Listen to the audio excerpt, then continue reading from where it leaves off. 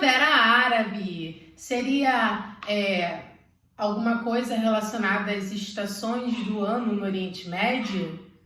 É um nome bonitinho, um nome fofinho, que lembra flores. A primavera é uma estação do ano intermediária, lindíssima, que tem aí um clima muito confortável, dependendo de onde você estiver, né? E é aquela que vai te permitir ver a maior quantidade de flores e cores de todos os tipos espalhados por aí. Pois é, mas isso não tem nada a ver com o que a gente vai conversar hoje. A gente vai falar de uma onda de manifestações e protestos que marcaram o norte da África e o Oriente Médio. Podemos dizer que todos os países do norte da África e do Oriente Médio fizeram parte da Primavera Árabe? Não, mas a grande maioria fez sim. Podemos dizer que todo árabe é muçulmano? Não. Estou deixando já isso bem claro logo no início da nossa aula, porque esse é um erro gravíssimo. Imagina que eu fosse uma professora de português e você estivesse falando tudo errado.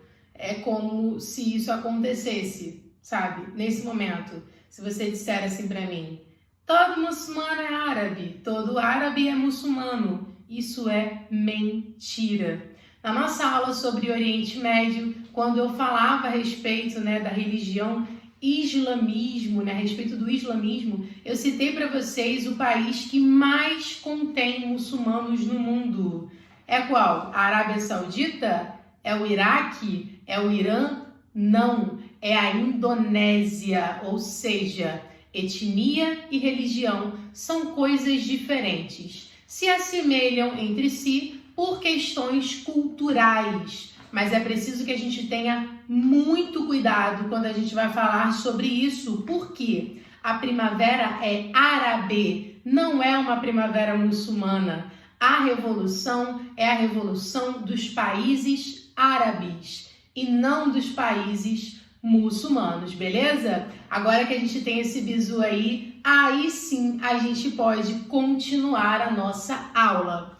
Bom, já sabemos que a Primavera Árabe ocorreu entre 2010 e 2012. Já sabemos que essa onda de manifestações, protestos e todos os tipos de coisas que você pode imaginar, como por exemplo, greves, atos que vão viralizar na internet, né? É preciso que a gente anote isso, importantíssimo. Falou de Primavera Árabe, falou de onda de protestos e manifestações no Oriente Médio e no Norte da África, que ocorre entre 2010 e 2012 e que vai ter o X da questão.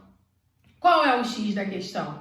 É o uso da internet para você fazer manifestação. E foi exatamente isso que eu fiz agora, nessa brincadeirinha super séria, né? E tô aqui, sem make, toda despenteada. Por quê? Porque eu quis, porque eu não queria botar maquiagem, porque eu não queria fazer o meu cabelo, eu só queria dar aula mesmo. Então, é isso, revolução purinha. Muito bom, né? Vamos voltar aqui para a Primavera Árabe. Bom, no início de 2010, um jovem comerciante chamado Mohamed Bouazizi, esses nomes são extremamente difíceis, Bouazizi, acho que agora foi. Ele era tunisiano, né? Da Tunísia. Então você já começa a perceber que a Primavera Árabe, ela começa aonde? Na Tunísia. Esse jovem comerciante, ele era sempre extorquido pela polícia. Ele tinha que sempre molhar a mão da polícia, sabe? Aquela coisa de propina, de corrupção. E aí teve um momento em que a polícia foi lá extorquir ele na barraquinha dele. Ele não tinha dinheiro para pagar essa propina, digamos assim, e ele foi severamente agredido, severamente humilhado, e como ele já não suportava mais aquela situação, ele ateou fogo sobre o próprio corpo. É isso mesmo que você ouviu. Um jovem tunisiano que já não aguentava mais a atuação da polícia corrupta na Tunísia, lançou fogo sobre o seu próprio corpo. Ele incendiou o corpo dele. Rapidamente, essa notícia viralizou. As pessoas filmaram o corpo dele pegando fogo e trouxeram a interpretação da questão. Quando esse fato eclodiu na internet, ele foi assim, a gota d'água.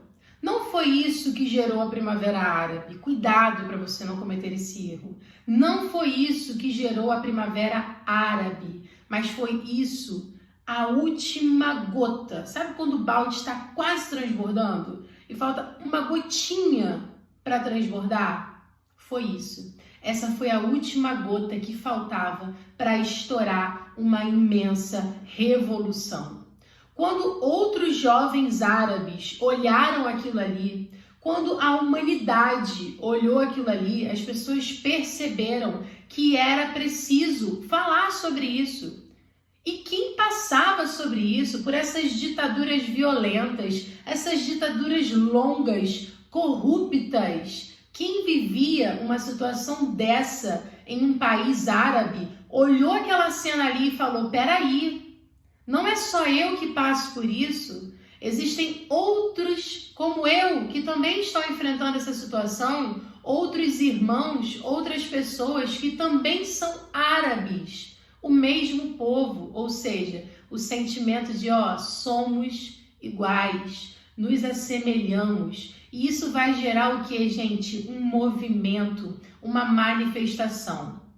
Essa juventude começa a utilizar a internet para organizar esses manifestos, para organizar essas revoluções, pequenos atos de protestos, pequenos, médios e até mesmo grandes. E vai tomando uma proporção que não tem como você dimensionar. A juventude ela vai se animando, ela vai se aquecendo para a revolução. E aí a gente poderia até chamar a Primavera Árabe de Revolução Árabe, ou seja, aquele momento em que o povo árabe olha para a sua realidade social, política, de vida e fala, chega, não dá mais. Qual é a arma que a gente tem aqui? É a internet, são as redes, as mídias sociais, então vamos usar. É o Facebook, é o Twitter, vamos usar essas mídias sociais. É o YouTube, vamos usar essas mídias sociais. E isso foi gerando uma eclosão muito grande dessa revolução, dessa grande onda de manifestos e protestos dentro do mundo árabe. Bom, esse vídeo foi parar na internet, se vocês quiserem depois dar uma olhada nesse vídeo, é um vídeo muito chocante, mas que vale a pena a gente ter contato com esse tipo de informação para que a gente tenha dentro de nós mais sensibilidade com essa região de mundo. A população do norte da África e a população do Oriente Médio são as regiões no mundo que mais têm povos árabes. Aonde mais tem árabe no mundo, norte da África e Oriente Médio. Grava isso, isso é conteúdo de prova, é importante para você saber fazer uma perfeita leitura dos mapas que vão acompanhar essas questões no vestibular, beleza? Bom, no Egito, a gente pode citar a queda de Mohammed Hosni Mubarak. Eu consegui falar? Eu consegui falar. Nome difícil pra caramba. Vamos de novo. Mohammed Hosni Mubarak. Tem que falar rápido, pra sair assim, tipo, direito. Tá.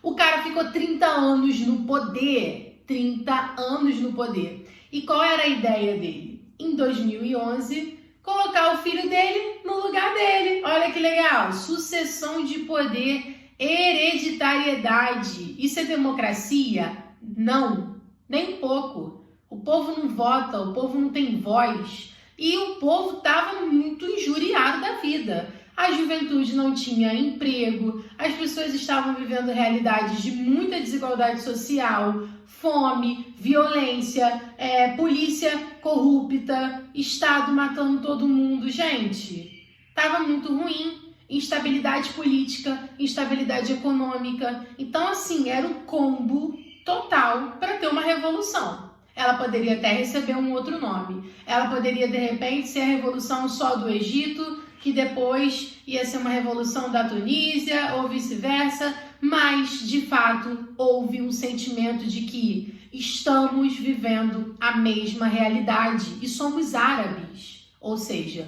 vamos se juntar aqui, juntos somos mais fortes, vamos usar a mídia social, vamos se encontrar. Não moramos tão distante assim, a gente está falando de países que são ali, ó, fronteiras. E também não tem essa necessidade de você se amontoar com todas as pessoas. Pode fazer igual faz aqui no Brasil. Olha eu ensinando vocês a fazerem protesto. Pode fazer igual faz aqui no Brasil. Quem é do Rio vai para o Rio, né? Centro. Quem é de Recife vai para o centro. Quem é de Brasília vai lá para o Palácio do Planalto, né? Quem é do Rio Grande do Sul vai lá para o centro. É tudo isso. Você vai para as áreas mais importantes, politicamente falando, para os palácios, para as câmaras, né, as secretarias, órgãos públicos de importância, e a mídia vai fazer a cobertura daquilo ali que está acontecendo. É assim que se faz uma revolução. É assim que a gente vem percebendo depois dessa era da globalização. Então, pega esse bizu que eu estou te falando agora. Anota isso daí que é muito importante. Perceba a influência da globalização também na expressão que a população dá acerca de alguma dada realidade, né? A manifestação, o protesto também sofreu uma mudança social, política muito grande por conta da era da globalização. Então, você vai falar em Primavera Árabe, você está falando da relação entre protestos e globalização, tá? Tá tudo ali inserido, tudo que a gente já conversou, que faz parte do nosso conteúdo. Então, organiza aí nas suas mini caixinhas que estão dentro da sua grande caixola, tá? Para dar tudo certo. Outro exemplo, Tunísia com Ben Ali. Ah, esse foi fácil, Ben Ali. Pô, facílimo, né? Mais de 20 anos no poder. Foi o primeiro a cair, tá? Governo longo pra caramba. Você tá falando aí Egito, Tunísia, governo longo pra caramba. Você tá falando de governos que entram no poder no início da Guerra Fria e ficam no poder até agora há pouco, recentemente, né? 2011, 2012. Então você vai ver aí governos que querem se manter aquelas práticas antigas e arcaicas, ditatoriais, que não aceitam a opinião dos outros, governos que querem controlar o que as pessoas dizem, o que as pessoas pensam, o que as pessoas vestem, quem as pessoas vão cultuar dentro de uma lógica de crença, religião e etc. Então é um governo que não aceita espaço de crítica, tá? É um governo que não quer saber o que você tá gostando, o que você não tá gostando. Então é isso, tá? É ditadura, não tem coisa bonita, não tem enfeite, não é legal, não é bacana, não resolve, só mascara, tá? Então pega esse bizu aí também. Esses protestos eram organizados na internet, a galera organizava greve, organizava manifestações. Os jovens que estavam liderando a Primavera Árabe, você vai olhar as fotos da Primavera Árabe, você vai ver uma juventude assim toda organizada. Essa coisa do jovem, né? Vamos pra rua, vamos mudar, vamos transformar, é o nosso futuro, né? Tá logo ali e tudo mais. Então isso é muito forte, tá? E o uso das mídias sociais.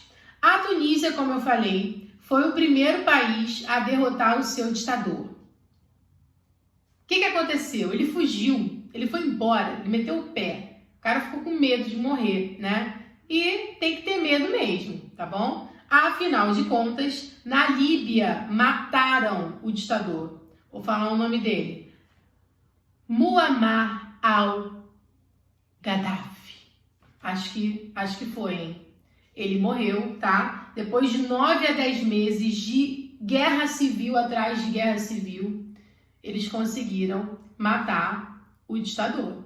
Então, bem fez o Ben Ali, que fugiu, né? Meteu o pé, porque ele poderia ter esse mesmo triste fim de Muammar al-Gaddafi.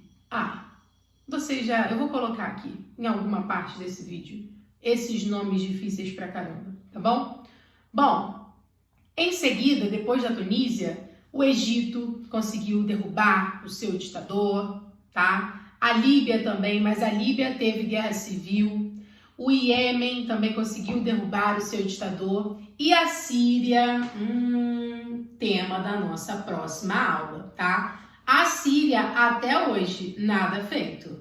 Bashar al-Assad, olha, saiu com facilidade, hein? Bashar al-Assad, até hoje, não saiu do poder. As pessoas são sequestradas na Síria, as pessoas não têm como utilizar a internet direito, elas são severamente controladas, elas são controladas pela própria população que fica ali acoitando, sabe, defendendo as ideias do ditador por medo, mas também por convicção, convenhamos, tem gente que é assim, né? Então, quando a gente for falar de Síria dentro do contexto da Primavera Árabe, saibam que nós estamos falando de um país que até hoje não conseguiu derrubar o seu ditador. Se você jogar imagens da Síria, você vai ver uma Síria destruída, você vai ver a cidade de Damasco completamente destruída, e não era assim, tá? Esse choque de ideias, essa luta, essa disputa não foi bem acolhida pelo governo. Outra coisa que a gente precisa também comentar é que não foi assim essa coisa toda bonita e bela, tipo primavera não, tá? Não foi não. Teve muito governo aqui que não colocou regime democrático não, fez uma mudança aqui, outra mudança ali, falou, olha, quando terminar esse governo aqui eu saio, tá bom? Aí vocês vão ter eleição. Então foram coisas sutis. A gente não pode olhar para a Primavera Árabe e falar assim, todos os países conseguiram derrubar seu ditador e agora todo mundo vota, e o povo fala, e o povo denuncia a violência, que não sei o que, que coisa linda. Realmente, uma primavera. A gente não pode falar isso, tá? Porque a gente não vai ter isso como um fato. Então, assim, muita calma nessa hora. A gente está falando de fato de queda de governos, principalmente da Tunísia e do Egito. Se a gente for citar como consequência guerra civil, pode colocar aí Líbia e Síria, mas aí você já sabe que a Líbia conseguiu matar o seu ditador. Foi de 9 a 10 meses de muita confusão, muito protesto violento, sangrento, sabe? De um lado e do outro, polícia, civis. Então, dentro desse tempinho, 9, 10 meses, o ditador foi morto e aí a Líbia conquistou ali, né, a sua Primavera Árabe. A Síria não. A Síria até hoje está segurando. Outra questão que vale a pena também a gente comentar é a instabilidade econômica e política que permanece nesses países. Eles entram nessa revolução por conta, né, dessa instabilidade econômica, política, violência, corrupção, governo longo e tudo mais, controle, né, controle da população, com uso da internet, com expressão de pensamentos e sentimentos, etc. Mas depois da Primavera Árabe, mesmo com pequenas mudanças, muitas das vezes mudanças sutis, ainda permanece, tá? Esse quadro de instabilidade nesses países, né? Instabilidade política e econômica.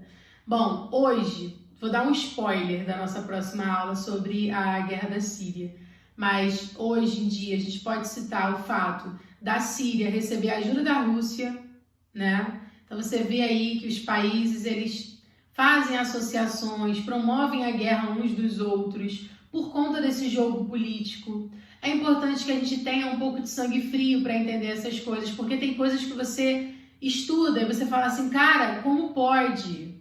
Como assim? Sabe? Como assim? Esse país não tem escrúpulo, né? Cadê a ONU e tudo mais? Você fica meio que revoltado mesmo, querendo revolução mesmo na parada. Mas é isso, tá? Geopolítica é isso, é você estudar, ficar com raiva, é você estudar as situações e falar, nossa, como assim? Como que as pessoas fazem isso por dinheiro, por território, enfim, por poder, mas é isso, é um fato. Nem todo país, né, teve aí esse regime democrático maravilhoso e outros abandonaram o governo depois do mandato. Anotou isso? Beleza. Qual é o X da questão dessa matéria? Foi a primeira vez na história da vida do Oriente Médio e do mundo, né, que os países árabes utilizaram a internet para manifestar uma realidade que eles estavam vivendo. Foi a primeira vez. Esse é o X da questão. Segunda coisa, muitos governos ditatoriais tentam controlar a população com isso. Controla ali o uso da internet, controla o que vai dizer. Exemplo, China. China é uma ditadura, né? Coreia do Norte é uma ditadura. Cara, você não sabe nem o que está acontecendo na Coreia do Norte. Você não tem contato, você não tem informação. O controle é tão grande, tão grande, tão grande que você não sabe o que está acontecendo. Então é preciso que a gente tenha esse olhar de perceber o que? Nossa, países que são ditaduras não fazem parte da globalização. Nossa, existem países onde as pessoas não podem ficar mandando bom dia no WhatsApp livremente, ficar falando mal do governo, né? Ficar denunciando coisas que ninguém sabe. Existem países que vivem essa lógica, tá? E até hoje, esses países que fizeram parte da Primavera Árabe se encontram muito instáveis. A qualquer momento, algo pode acontecer. O desemprego é muito alto, a fome é uma realidade, a desigualdade social, a corrupção, enfim. Depois de tanto protesto, parece que muita coisa não mudou, tá? Mas terminamos a nossa aula e eu vou falar uma coisa para vocês, hein? Gostei. Gostei de mim, né? Essa sou eu. Então, espero que vocês tenham tido sensibilidade de entender o meu protesto e que vocês também façam os protestos de vocês. Afinal, o Brasil é um país democrático e aqui a gente pode falar o que a gente quiser, aqui a gente pode denunciar o que a gente quiser, aqui a gente pode expressar as nossas opiniões. Isso é tão bom, que se mantenha assim e evolua cada vez mais. Um beijo! A gente se vê nas próximas aulas. Tchau, tchau!